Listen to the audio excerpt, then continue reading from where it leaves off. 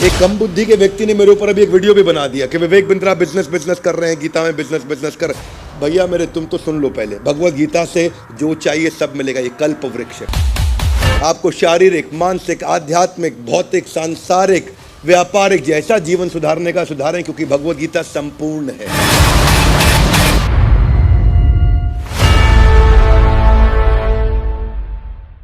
ग्रंथराज श्रीमद् भगवत गीता की धन्यवाद। आज का जो श्लोक है वो अर्जुन का एक प्रश्न है, और आज के श्लोक में अर्जुन आपसे एक प्रश्न पूछने वाले हैं और कृष्ण से पूछेंगे। इससे पहले थोड़ी बात हुई, कर्मण्येवाधिकारस्ते मा फलेषु कदाचन। वो आपने एपिसोड देखा होगा कि कर्म करो फल की इच्छा मत करो। बड़ा पॉपुलर श्लोक है ये भगवत गीता का, ये पिछला एपिसोड था। लेकिन अर्जुन ये बात सोचते सोचते अब सोचने लगे कि इतने इंटेलिजेंट लोग होते कौन हैं जो भगवत गीता को अप्लाई कर लेंगे। कहां मिलते हैं, कहां से आते हैं, कौन होते हैं ये, कैसे लोग होते हैं ये। तो अर्जुन के मन में एक प्रश्न आ गया कि भगवान आप ही से पूछ लेता हूं। दूसरे अध्याय का 54वां श्लोक, मेरे पीछे जरा श्लोक दोहराइए। अर्जुन उवाच स्थित प्रज्ञ सका भाषा समाधिस्थस्य केशवा स्थित धी किम प्रभाषेत किम आसीत व्रजेत किम। तो क्या कह रहे हैं अर्जुन? यहां पे कह रहे हैं कि हे भगवान, जरा मुझे ये समझाइए कि स्थित प्रज्ञा, जरा हाथ आगे लाइए बड़ी, स्थित, स्टेबल, प्रज्ञा मतलब इंटेलिजेंस। ऐसा स्टेबल इंटेलिजेंस वाला आदमी होता कैसा है? अगर आप किसी लीडर को जानना चाहते हो, देखना चाहते हो, समझना चाहते हो उसका बिहेवियर क्या है, रतन टाटा, मुकेश अंबानी, गौतम भाई अडानी बिजनेस कैसे करते हैं, क्या उनका व्यवहार है, कैसे मुझे सीखना है उनसे। जिसको बिजनेस सीखना है वो बिजनेस सीख रहा है। भगवत गीता में सब कुछ सिखाया जाता है। एक कम बुद्धि के व्यक्ति ने मेरे ऊपर अभी एक वीडियो भी बना दिया कि विवेक बिंद्रा बिजनेस कर रहे हैं, गीता में बिजनेस कर। भैया मेरे, तुम तो सुन लो पहले, भगवत गीता से जो चाहिए सब मिलेगा। ये कल्प वृक्ष है। कम ऑन, क्या है ये? कल्प वृक्ष है। ऐसे मेरी इच्छा बिल्कुल नहीं होती किसी को जवाब देने की वीडियो के लिए, लेकिन भगवत गीता कल्प वृक्ष है। संपूर्ण अपने आप में आपको शारीरिक, मानसिक, आध्यात्मिक, भौतिक, सांसारिक, व्यापारिक जैसा जीवन सुधारने का सुधारें, क्योंकि भगवत गीता संपूर्ण है। Would you agree with me loudly? Yes no? भगवान ने यह भी बताया कि शरीर कैसे अच्छा करते हैं, भोजन क्या करते हैं। अरे अध्यात्म तो बहुत ऊंची चीज, भगवान ने सब कुछ बताया गीता के अंदर। बहरहाल आपसे चर्चा करते हैं कि स्टेबल इंटेलिजेंस का व्यक्ति, दूसरा अध्याय चल रहा है, हाँ, वो कैसे बिहेव करता है। स्थित प्रज्ञ सका भाषा, कि ऐसा व्यक्ति वो कैसे बोलता है, उसकी भाषा क्या है, किस प्रकार बैठता है, किस प्रकार चलता है, वो होता कैसा है। अर्जुन पूछ रहे हैं उसकी। देखिए हर एक व्यक्ति की ना एक कुछ सिम्टम्स होते हैं। धनी व्यक्ति के लक्षण होते हैं, उस कुछ लक्षणों से पता चलता है कि वो धनवान कहलाता है। और रोगग्रस्त व्यक्ति के कुछ लक्षण होते हैं जिनसे पता चलता है कि वो रोगी है। ठीक उसी प्रकार विद्वान व्यक्ति के कुछ लक्षण होते हैं जिससे पता चलता है कि वो विद्वान है। उसकी वाणी उसका लक्षण है, उसकी वाणी से पता चलता है कि वो विद्वान है। ऐसे ही अर्जुन जानना चाहता है उसके क्या लक्षण है। वो व्यक्ति जो स्थित प्रज्ञ, स्टेबल इंटेलिजेंस, हर व्यक्ति को, पूरे भारतवर्ष नहीं पूरी पृथ्वी में सबको स्टेबल इंटेलिजेंस बिल्ड करनी है, इसलिए भगवत गीता की शरण लेनी चाहिए। तो कृष्ण इसका उत्तर देना शुरू करेंगे। श्री भगवान वाच प्रजहाति यदा कामान सर्वान् पार्थ मनोगतान् आत्मनि एवात्मना तुष्टा स्थित प्रज्ञस्तद उच्यते। तो ये श्लोक को हम डिटेल में नहीं लेंगे, लेकिन शॉर्ट में समझ लेते हैं। यहां भगवान कहते हैं कि when a man gives up all varieties of sense desire which arise from mental concoction, यानी कि मन में ना बहुत सारे मनगढ़ंत विचार होते हैं, कि जब कोई मानसिक मनगढ़ंत कहानी से उत्पन्न होने वाली कामनाओं को त्याग देता है। हाथ आगे लाइए। मन से मनगढ़ंत कहानियां उत्पन्न होती हैं, उनको त्यागना है। उसके बाद भगवान कहते हैं उससे क्या होगा? दुखेशु अनुद्विग्न मना सुखेशु विगत स्प्रिया। क्या अर्थ हुआ कि दुख के अंदर अनुद्विग्न मना, वो दुख में डिस्टर्ब नहीं होगा। सुखेशु विगतः प्रिया, वो सुख। तो ये एक ऐसा श्लोक पहले भी आया कि दुख में फिसले नहीं, सुख में उछले नहीं। सुना आपने? दुख में फिसले नहीं, सुख में उछले नहीं। इसमें एक और नई बात भगवान ने ऐड करी। वो क्या बोला? वीतराग भय क्रोध स्थित धी मुनिरुच्यते। कि वीतराग, यहां से शुरू करेंगे, सुनना। वीत राग, राग मतलब अटैचमेंट, वीत मतलब फ्री फ्रॉम अटैचमेंट। जिसको अटैचमेंट नहीं है उसको दो रिजल्ट मिलते हैं, वो भय और क्रोध उसको नहीं आ सकता। और ऐसा व्यक्ति स्थित धी मुनिरुच्यते, कि ऐसा मुनि वो स्थित धी, धी मतलब इंटेलिजेंस, प्रज्ञा और धी एक ही अर्थ है। स्थित धी, किसका स्थित धी? जो कि फ्री फ्रॉम अटैचमेंट है। इसको थोड़ा और आसानी से समझते हैं। इसको ऐसे समझो, मिल गया तो खोने का डर, नहीं मिला तो anger. One more time, come on everybody. मिल गया तो नहीं मिला तो एंगर। गुस्सा कब आता है? जब मेरी बात नहीं मानी गई। डर कब लगता है? जो मेरे पास है मेरे हाथ से छिन जाए। मिल गया तो खोने का डर, नहीं मिला तो एंगर। तो ये भगवान ने दो चीजें बताई कि जो स्टेबल इंटेलिजेंस का आदमी उसको डर नहीं लगता। डरता कौन है? अनस्टेबल इंटेलिजेंस का आदमी। भय किसको आता है? अनस्टेबल इंटेलिजेंस का आदमी। तो ये उसके बिहेवियर का एक लक्षण है कि जिसका स्टेबल इंटेलिजेंस होगा, जो वीतराग, वीतराग मतलब जिसको अटैचमेंट नहीं होगा, उसको डर नहीं लगता। एक बार की बात थी, एक राजा जो अपनी पूरी की पूरी साम्राज्य के साथ इतना अटैच थे, इतना अटैच थे, इतना अटैच थे कि वो जीते चले जा रहे। और वो राजा के, उनके साम्राज्य से एक बहुत बड़े गुरु निकलने वाले थे। पता लगा वो गुरु आ रहे हैं, आ रहे हैं, आ रहे हैं। वो दिन आ गया जिस दिन वो गुरु पहुंच गए। राजा ने सोचा इन गुरु को अपने यहाँ बुलाने से अच्छा मैं खुद ही गुरु के दर्शन करने जाता हूं, उनकी शरण लूंगा, तभी मैं उनसे कुछ सीख पाऊंगा। तो राजा जिस दिन वो गुरु आए, जिस कुटिया में विश्राम करने लगे, वहां जाकर के बाहर इंतजार करने लगे कि मैं आज गुरु से कुछ प्रश्न करूंगा। जैसे ही गुरु मिले, उनसे बोला कि मेरी बड़ी आसक्ति है, बहुत अटैचमेंट है, जिसके कारण बड़ा परेशान रहता हूं। मैं डिटैच्ड कैसे हो जाऊं, इसका मुझे उपाय दीजिए। मैं बड़ा खुश हो जाता हूं, कुछ जीत जाऊं, बड़ा दुखी हो जाता हूं, कुछ हार जाऊं, तो बड़ा इमोशनल प्लेटफॉर्म पर जीवन जी रहा हूं। गुरु ने कहा कोई बात नहीं, दो कागज के टुकड़े लाओ। दो कागज के टुकड़े गुरुजी के सामने लाए गए। गुरुजी ने एक कागज का टुकड़ा लिया, उस पर कुछ लिखा, बंद कर दिया, फोल्ड कर दिया। दूसरा कागज का टुकड़ा लिया, उस पर भी कुछ लिखा, उसको भी फोल्ड कर दिया। राजा बैठ के वहां सब देख रहे थे, ये क्या कागज पर लिख रहे हैं? मैं बड़ा सीरियस प्रश्न पूछ रहा हूं, ये कुछ चिट्ठी बना रहे? तभी गुरु ने कहा, राजन जिस दिन तुम बहुत खुश होगे ना, ये पहली चिट्ठी मेरी खोल के पढ़ लेना। और राजन जिस दिन तुम बहुत दुखी होगे, ये मेरी दूसरी चिट्ठी खोल के पढ़ लेना। राजा बोले, गुरु ने बड़ा कस्टमाइज सोल्यूशन दिया है। दोनों चिट्ठी बड़ी संभाली, बड़े बड़े एनवलप बनाए, खुश होने के ऊपर लेबल लिख दिया, ये खुशी वाली चिट्ठी है। दुखी पे दुखी का लेबल लिख दिया, दुख वाली चिट्ठी लेके राजा निकल पड़े। जब अपने साम्राज्य में वापस लौटे, कुछ दिन, महीने, हफ्ते बढ़िया बीते। एक दिन अचानक ऐसा हुआ कि उनका रथी, रथी के ऊपर होता है अधिरथी, उसके ऊपर होता है महारथी। तो रथी बड़ा छोटा यूनिट होता है, किसी दिन समझाऊंगा रथी, अतिरथी, महारथी में क्या अंतर। उनका एक रथी पड़ोस के एक साम्राज्य को जीत लाया। राजा बहुत खुश हुए कि मुझे ना अधिरथी लगा ना महारथी लगा, पड़ोस के साम्राज्य को जीत लाया। अब इतना खुश हुआ तो उनको याद आया गुरु की बात, जब बहुत खुश होंगे तो खुश वाली चिट्ठी खोल लो। और जैसे ही उन्होंने खुश वाली चिट्ठी खोली, खुश वाली चिट्ठी खोलते ही अचानक पढ़ा तो उसमें क्या लिखा? उसमें लिखा इट इज टेम्पररी, ये थोड़े समय के लिए है। राजा हैरान, मैं तो साम्राज्य जीता, गुरु ने कहा इट इज टेम्पररी, ये थोड़े समय के लिए।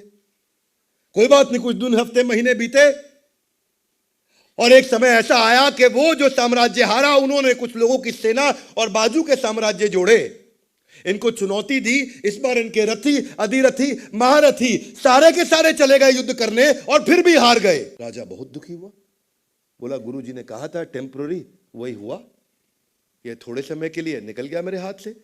अब तो रथी भी गया, अतिरथी भी गया, महारथी भी गया, फिर भी हार गए। उन्होंने कहा चलो अब दूसरी चिट्ठी खोलते हैं। दुखी होने पर दूसरी चिट्ठी खोली और जैसे ही दूसरी चिट्ठी खोली, राजा हैरान हो गए। दूसरी चिट्ठी में लिखा था इट इज टेम्पररी, ये थोड़े समय के लिए है।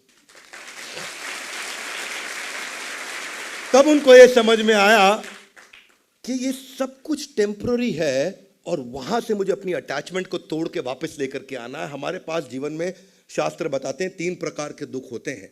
एक होता है आदि दैविक, दूसरा होता है आदि भौतिक और तीसरा होता है आध्यात्मिक। जरा हाथ ऊपर लाइए। आदि दैविक यूनिवर्स देता है, आदि भौतिक सामने वाला देता है, आध्यात्मिक वो मेरा मन मुझे खुद ही देता है। 3 प्रकार के दुख होते हैं संसार में।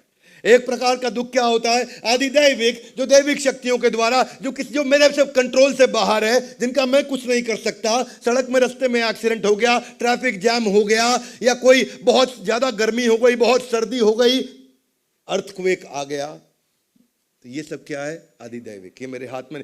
आदि भौतिक, जो सामने वाला मेरे को दुखी करता है, मेरे बारे में आप शब्द बोलता है, वो आदि भौतिक है, लेकिन मैं दुखी हो जाता हूं, वो आध्यात्मिक है, वो मेरे हाथ में है। 3 प्रकार के दुख होते हैं।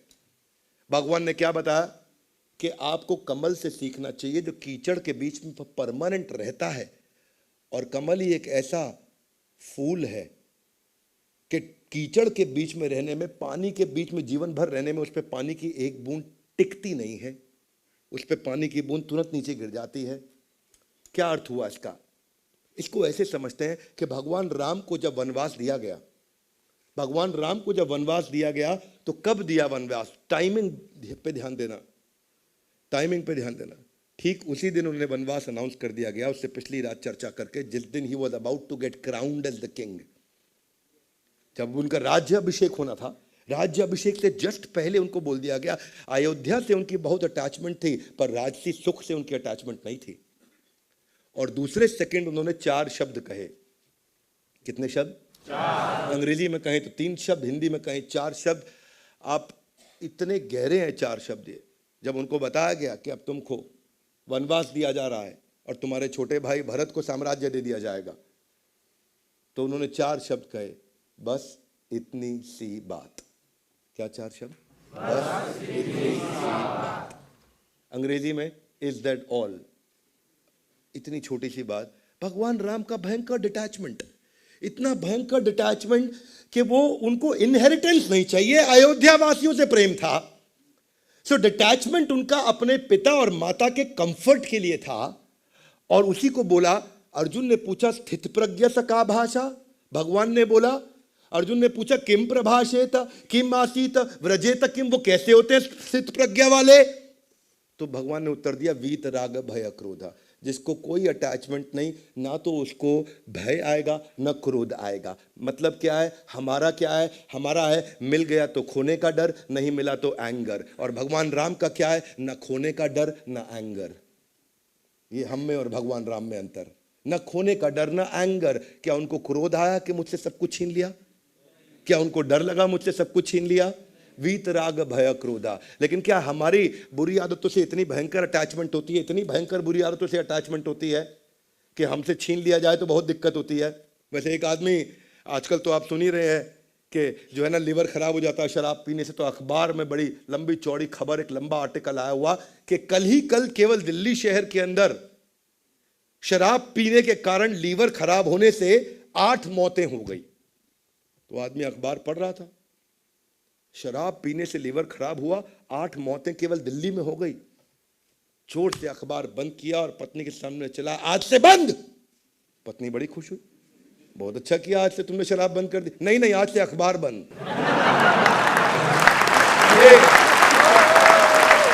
भगवान कह रहे वीत राग भय क्रोध ना। इनका अटैचमेंट इतना ज्यादा है।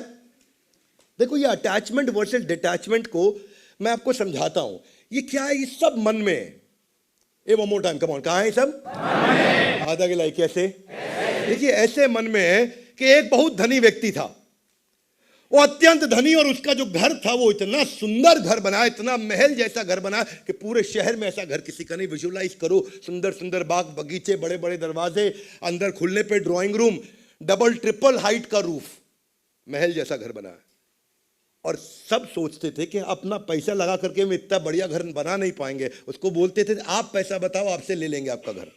वो अपना घर बेचता नहीं था, उसने बहुत मन से बनाया था अपना घर, बड़ा प्रेम से बनाया घर अपना। रियल एस्टेट वाले समझ सकते हैं, जब कोई दिल से अपना घर बनाता है ना, उसमें कितना समय लग जाता है, कितने साल लग जाते हैं। कारपेंटर अंदर घुसता है, ऐसा लगता है अगले जीवन में बाहर निकलेगा। बड़ा अच्छा घर बना है, लेकिन अभी 3 बेटे और पत्नी के साथ आनंद से वहां रहता था, व्यापार करता था। एक दिन व्यापार के कारण उसको विदेश जाना पड़ा। बहुत दिन बाद जब विदेश से वापस लौटा और घर के सामने आया तो बड़ी भीड़ लगी हुई घर के बाहर। भीड़ को चीरते हुए आगे गया, हैरान हो गया, ये क्या हो रहा है? आग लगी पड़ी पूरे मकान में, और आग बढ़ती गई, पूरा मकान जल गया उसका। और खड़ा होकर जोर जोर से रोने लगा, हे भगवान, ये क्या हो गया मेरे साथ? बाकी लोग तो देख रहे थे, उनका घर नहीं जल रहा, इसका घर जल रहा। ये रोने लगा, बहुत रोया। वहां पे अचानक भागता हुआ उसका सबसे बड़ा बेटा आया। पिताजी, पिताजी क्यों रो रहे हैं आप? बोला घर जल गया, रोऊंगा नहीं तो क्या करूं। मत रोइए। बोले क्यों? आपके पीछे से, मैंने आपको बताया नहीं, ये मकान में एक आदमी आया, मुझे बोला मकान चाहिए, मैं कहा नहीं दूंगा। बोला चाहिए, मैं कहा नहीं दूंगा। बोला 2 गुना दाम, मैं कहा नहीं दूंगा। बोला 3 गुना दाम, मैंने कहा चल ले ले। आपके आने से पहले 3 गुना दाम पे मकान बेच चुका था मैं। पिता बहुत खुश हुए, बहुत खुश हुए। तू तो बहुत बुद्धिमान बालक निकला, तो 3 गुना पे मकान बेच आया। अब हमारा नहीं है, किसी और का जल रहा है। आराम से बाकी सैकड़ों लोगों की तरह देखने लगा। तभी दूसरा बेटा भागता हुआ आया। पिताजी आप आराम से कैसे खड़े हैं? बोले हमारा नहीं जल रहा है, उसका जल रहा है। अरे नहीं पिताजी, हमारा ही जल रहा है। बोले कैसे? बोला इसने जिसको बेचा है उससे खाली बयाना लिया है 10%, जली हुई राख का कोई 90% देगा नहीं। ये फिर रोने लगा, फिर रोना चालू। और अब बहुत लोग देख रहे हैं और ये रो रहा। इतना जोर जोर से चिल्लाने लगा, इतना जोर जोर से, हाय मेरा मकान जल गया, 10% पेमेंट आई है, 90% जल गया, मेरा मकान जल गया। इतने में भागता हुआ तीसरा बेटा आया। पिताजी रो क्यों रहे हैं? बोला मेरा मकान जल रहा है। नहीं नहीं पिताजी, अभी बताता हूं। वो आदमी इतना ईमानदार निकला कि मैं उससे अभी फोन पे बात करके आया। बोला किसको पता था मकान जलेगा? बोला कमिटमेंट इज कमिटमेंट। अब ये मकान जला होता या नहीं जला होता, मुझे पूरे पैसे देने थे, मैं अभी भी पूरे ही पैसे दूंगा और अभी लेकर के आ रहा हूं। वो वापस खुश हो गया। बोला किसी और का जल रहा है। इतनी सारी देर में बदला क्या? कुछ भी नहीं बदला। ना मकान बदला, ना आग बदली, ना वहां खड़े हुए लोग बदले, ना खरीददार, खरीदने वाला बेचने वाला बदला तो सिर्फ मन में भावना, ये मेरा है, ये मेरा नहीं है, ये मेरा है, ये केवल भावना बदल रही थी, जिसके कारण वो रो रहा था। वही भगवान कह रहे हैं, वीत राग भय क्रोधा स्थित धीमु निरुच्यते। ये जो अगर भगवत गीता पढ़ लेगा तो जिंदगी से भय नाम की कोई चीज कंप्लीटली समाप्त हो चुकी होगी। कैसे एक इंसान फियरलेस बन जाता है, कैसे इंसान पावरफुल बनता है। ये आदमी आग अपने मकान जलने पे कभी रो रहा, कभी हंस रहा, कभी रो रहा। दूसरी तरफ महाराज जनक की कहानी सुनाता हूं। महाराज जनक अपने गुरु यज्ञवल्क्य के पास बैठे हुए थे, और महाराज जनक मिथिला नरेश थे, मिथिला के राजा थे, और उनको इतना शक्तिशाली, ईमानदार और ऐसा एक इंटेग्रिटी वाला राजा माना जाता था। वो गुरु की शरण में बैठे हुए, और तभी कोई आया वहां सिपाही भागता हुआ और बोला महाराज, महाराज की जय हो, एक बुरी खबर लाया हूं। बोले कहो। महाराज आपका पूरा महल जल गया है, मिथिला नरेश आपका पूरा महल जल गया है। और वो क्या जवाब में बोलते हैं? कहते हैं मिथिलायम प्रदग्धायम नाम किंचित प्रणश्यति। पूरा मिथिला का महल जलने पे भी मैं इतना सा भी कुछ नहीं खोया। Nothing do I lose even though my palace में बी कंज्यूम टू एशेस। हाँ, और फिर भगवान कृष्ण इनकी तारीफ कर रहे हैं। 3 अध्याय के 20वें श्लोक के अंदर भगवत गीता में एक ही राजा का नाम लिया, वो महाराज जनक का नाम लिया। क्यों? क्योंकि वो क्या कहते हैं कि जब मैं अपने गुरु की शरण में बैठा हूं तो मुझे तीनों लोकों का सुख अपने आप मिल जाएगा। इसको बोलते हैं कंप्लीटली फ्री फ्रॉम डिटैचमेंट। वीत राग भय क्रोधा। मिल गया तो खोने का डर, नहीं मिला तो एंगर। और दूसरी तरफ महाराज जनक, ना खोने का डर ना ही एंगर। भगवत गीता में यही चर्चा हो रही है कि कैसे आप जब फियरलेस डिटैचमेंट के कारण बन जाते हैं। एक दफा जब 14 वर्ष का ना, जब वनवास पांडवों को दिया गया था, पांडु लोग जब वनवास में चल रहे तो एक समय ऐसा था कि द्वैत वन में चल रहे थे, और द्वैत वन में चलते चलते महारानी कुंती को प्यास लगी। पांचों पांडु पुत्र साथ साथ चल रहे, तो उन्होंने सबसे छोटे भाई सहदेव को बोला कि सहदेव तुम जाओ जरा मां कुंती के लिए जल लेकर के। सहदेव घूमता घूमता घूमता एक जलाशय को मिल गया। वो जलाशय पे पहुंचा, जलाशय पे पहुंचा, जैसे ही पानी पीने लगा, वहां एक बगुला पेड़ पे बैठा और बोला, सहदेव रुक जाओ।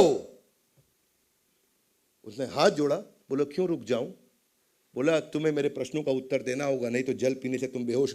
बगुले को देख के सहदेव हंसने लगा, उसने जल पी लिया, बेहोश हो गया। ये कथा सब लोगों को पता होगी, कई लोगों ने सुनी होगी कथा ये, पर इस कथा में था क्या? युधिष्ठिर वेट करते रहे, सहदेव नहीं लौटा तो नकुल को भेजा, नकुल नहीं लौटा तो भीम को भेजा, भीम नहीं लौटा तो अर्जुन को भेजा, और चारों के साथ यही हुआ। उस बगुले ने बोला मेरे प्रश्नों का उत्तर दो, नहीं तो तुम मारे जाओगे। उन्होंने बगुले पे ध्यान नहीं दिया, जल पीने लगा और चारों बेहोश हो गए, वहीं खत्म हो गए, चारों की मृत्यु हो गई। महाराज युधिष्ठिर हैरान हो गए, चारों भाई लौटे नहीं। मां कुंती को कहा, मां कुंती आप जरा यहीं बैठिए, आराम करिए, मैं तुरंत आया। ये भी नजदीक का जलाशय वही था, वहां पहुंच गए। जैसे ही पहुंचे चारों भाई इनको दिखे, और तभी आवाज आई एक बगुले की, बोला मैं यक्ष हूं। युधिष्ठिर जो तुम्हारे भाइयों के साथ हुआ वही तुम्हारे साथ भी होगा, अगर तुमने मेरे प्रश्नों का उत्तर नहीं दिया तो। महाराज युधिष्ठिर ने प्रणाम किया, बोला पूछिए आप मुझसे क्या पूछना चाहते हैं। महाराज युधिष्ठिर में कोई भय नहीं, पूछिए मुझसे क्या पूछना चाहते हैं। तो हे युधिष्ठिर, एक एक करके उन्होंने कई प्रश्न पूछे कि सबसे बड़ा आश्चर्य क्या है संसार में। बोले अहानि अहानि भूतानि यमालयम गच्छन्ति पश्यन्नपि न पश्यन्ति। कि अहानि अहानि भूतान, सब लोग आ रहे हैं जा रहे हैं, आ रहे हैं जा रहे हैं संसार में। यमालयम गच्छन्ति, सब यम आलय यानी कि यमराज के आलय यानी उनके घर भी जा रहे हैं, लेकिन फिर भी पश्यन्नपि न पश्यन्ति, कोई भी देख के भी नहीं देख रहा है कि मैं भी मरने वाला हूं। हर एक को लगता है ये मरा लेकिन मैं नहीं मरूंगा। एक एक करके उन्होंने कई प्रश्नों के उत्तर दिए युधिष्ठिर ने। यक्ष उनसे प्रश्न पूछते गए, युधिष्ठिर उनको उत्तर देते गए। जैसे जैसे युधिष्ठिर ने सारे उत्तर दिए, तो यक्ष ने कहा कि युधिष्ठिर तुम सभी धर्म के सभी मर्मों के तुम ज्ञाता हो, मैं तुम्हारे सारे उत्तरों से संतुष्ट हूं, इसलिए मैं अब तुम्हारे संतुष्टि के बाद के लिए एक ही भाई को जीवित कर सकता हूं। ध्यान दीजिएगा, एक ही भाई को जीवित कर सकता हूं। तुम्हारे भाइयों ने मेरी बात पे ध्यान नहीं दिया था, इस संतुष्टि के कारण बताओ किसको जीवित करूं। तो जैसे ही उन्होंने कहा किसको जीवित करूं, महाराज युधिष्ठिर ने तुरंत कहा कि हे यक्ष, आप ऐसा करें नकुल को जीवित कर दें। यक्ष हैरान, नकुल को? नकुल तुम्हारे साथ में तो महाबली भीम जिसके पास 10,000 हाथियों का बल है, उसको जीवित कर लेते। तुम्हारे पास तो धनुर्धारी त्रिलोक विजयी अर्जुन, गांडीवधारी अर्जुन, महाबाहु अर्जुन है, उसको क्यों नहीं जीवित किया? नकुल को क्यों जीवित करने के लिए चुना? तो वही युधिष्ठिर ने उत्तर दिया मुस्कुरा के कि हे यक्ष, धर्मात्मा पांडु की 2 पत्नियां थी, 2 रानियां थी। एक रानी माता कुंती जिसके हम 3 पुत्र, मैं युधिष्ठिर, मेरे भाई अर्जुन और भीम, और दूसरी महारानी थी माद्री, माद्री के 2 पुत्र नकुल और सहदेव। हे यक्ष, अगर जब माता कुंती का सबसे ज्येष्ठ पुत्र जीवित है तो धर्म के अनुसार माता माद्री का भी सबसे ज्येष्ठ पुत्र जीवित होना चाहिए, यानी कि आपको नकुल को जीवित करना होगा। भीम और अर्जुन से मुझे प्रेम है, परंतु वो धर्म के विरुद्ध होगा। जैसे ही यक्ष ने यह बात सुनी, यक्ष मुस्कुराए और बोले युधिष्ठिर, तुम नहीं जानते, मैं ही तुम्हारा धर्म पिता हूं और मैं तुम्हारी परीक्षा ले रहा था, और इस परीक्षा में तुम उत्तीर्ण हुए, और आज से तुम्हें धर्मराज युधिष्ठिर के नाम से जाना जाएगा।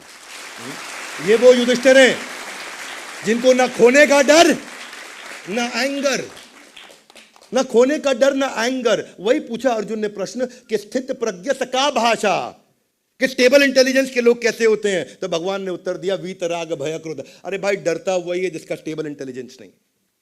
जिंदगी में जो डर डर के काम करता है, कुछ छूट गया तो डर जाएगा, किसी ने बुरा बोल दिया तो डर जाएगा, उसके साथ कुछ गलत हो गया तो घबरा जाए, ऐसा कैसा वैसा कैसा, ये सोचते रहते हैं। हाथ से कुछ फिसल गया तो उनको लगा मैं बर्बाद हो गया, खत्म हो गया। ये सब वही लोग हैं जो भगवत गीता की शरण कभी नहीं लिए और समझे नहीं। हाँ, और इसे देते हो, ये तो धर्मराज युधिष्ठिर थे, ये जो रिश्तों की अहमियत में भी धर्म को ऊपर लेकर के आए, अपने भाई दोनों छोड़ दिए। नकुल की बात का, आजकल के रिश्ते अलग हैं, आजकल के रिश्ते में मनोहर नाम का एक आदमी, उसकी पत्नी बीमार पड़ गई बहुत, तो भागा अस्पताल, डॉक्टर के पास गया, बोला डॉक्टर डॉक्टर मेरी पत्नी बीमार हो गई, पत्नी बेहोश हुई है।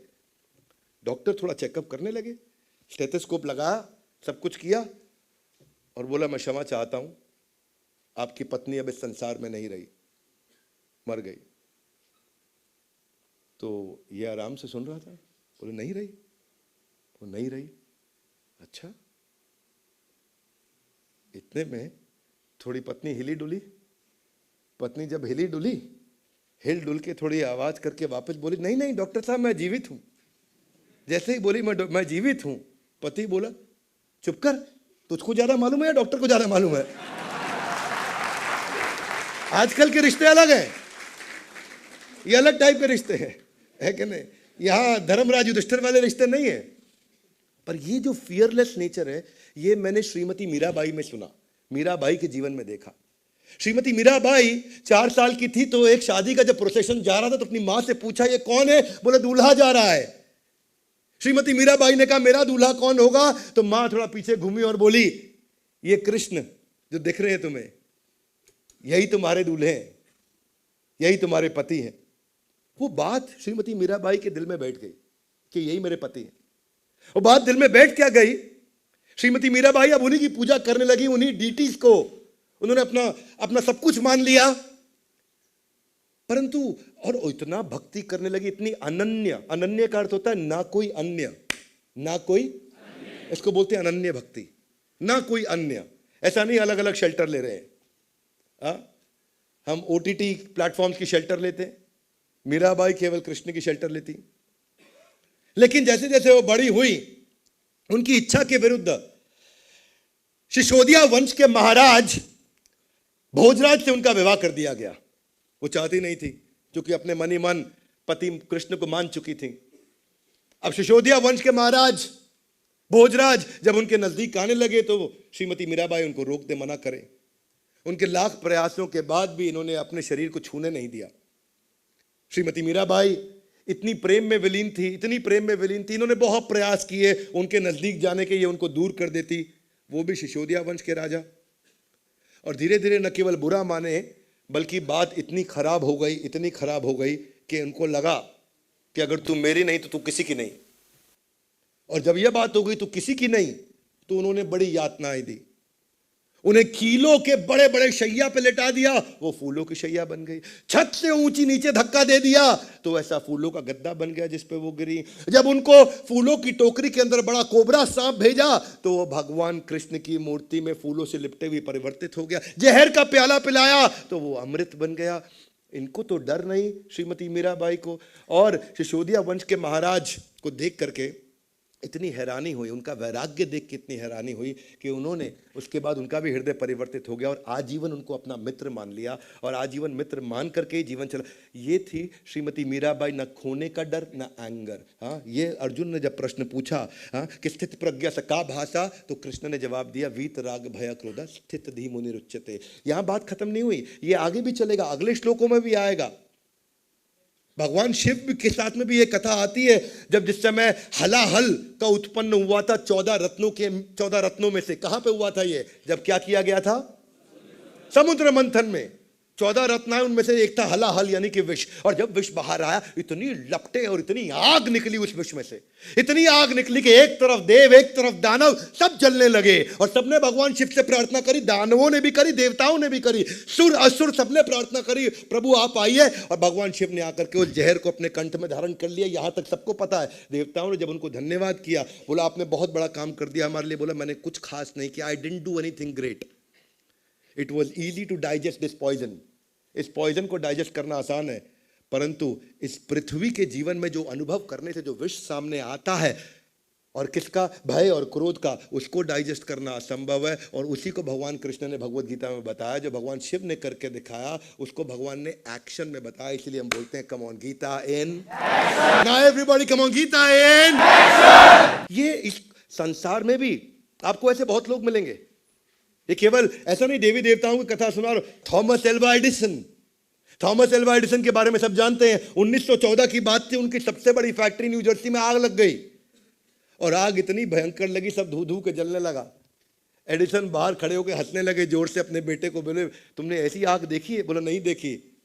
बोला नहीं देखी ना? बोला नहीं देखी। सबको इकट्ठा करके लाओ, अपनी माँ को और अपने दोस्तों को, उनको भी दिखाओ, मैंने भी ऐसी आग नहीं देखी। बोला पिताजी आप खुश हो रहे हैं? बोला हाँ खुश हो रहा हूँ, क्योंकि हमारी सारी गलतियां यहाँ जल के बर्बाद हो जाएंगी।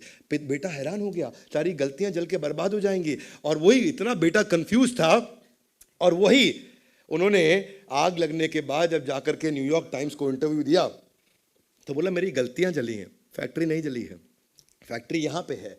मुझे इस सब गलतियां जलने से थोड़ी डर लगे, गलती जलने से मैं खुश हो रहा हूँ। और अगले 2 साल के अंदर $1 मिलियन वाली कंपनी को उन्होंने $10 मिलियन 2 साल में कन्वर्ट कर दिया, क्योंकि उन्होंने वादा किया था आग बुझते ही मलबा हटा के मैं वापस जुट जाऊंगा। ये है वीतराग भय क्रोधा, न खोने का डर और न एंगर। जो डिटैच्ड व्यक्ति है ना, वो संसारी हो या देवी लोक से आ रहा हो, उसको किसी का डर नहीं। ये आदमी डरता तभी है जब उसको अटैचमेंट होता है। वही गौतम बुद्ध ने भी बताया कि अटैचमेंट ही सब चीज़ों का कारण है, इन सारे दुखों का कारण है। और अगर ये सीरीज में चलेगा भी, आगे भी भगवान और बताएंगे कि स्थित प्रज्ञ सका भाषा।